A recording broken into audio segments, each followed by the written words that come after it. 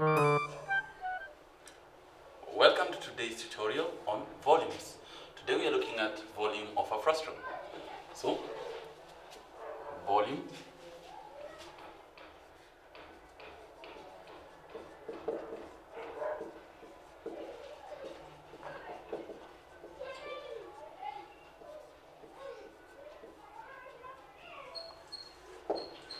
volume of a frustrum. Many books have got different versions or different approaches to this area. A frustrum would have the shape shown.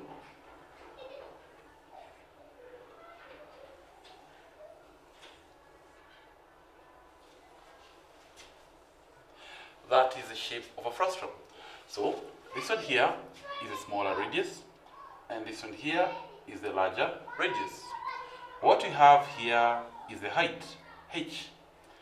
This height here is different from what the other books refer to as h, because we have the other approach whereby we have a frustrum of that shape, and this is the r, this is the other r. If we want to talk about h in this other case, so let me draw a dividing line here so that we can separate method A and method B. In method B, which many books have adapted, we normally extend the frustrum to have two cones. That is the larger cone, you can see, and the smaller cone. So in this case, we are going to have a smaller h, that is from here to here, and the larger h, that is from up here to down here.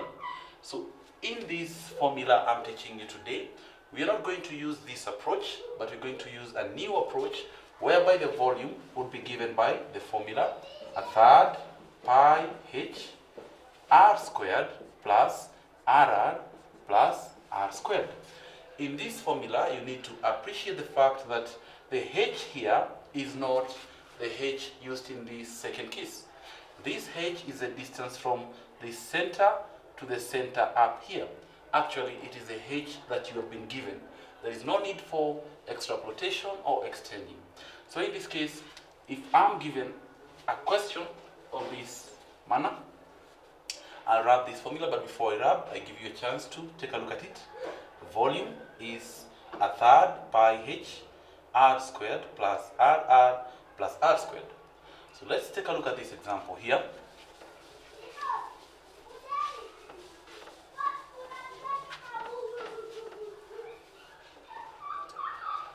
You can meet a question of this manner in an exam, whereby you're required to calculate the volume of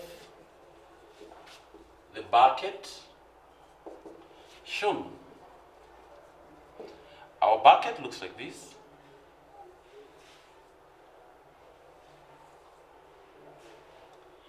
That bucket, as you can see, takes the shape of a frustrum. This is a smaller r and this is a larger r, and this distance from the center up there to here is what we are referring to as h. So this is our h. Given my capital R is 10, and this r here, small r, is 5 centimeters. This is 10 centimeters, and this h here, the h is 12 centimeters. I'd simply invoke the formula that says volume is a third pi h r squared plus rr plus r squared.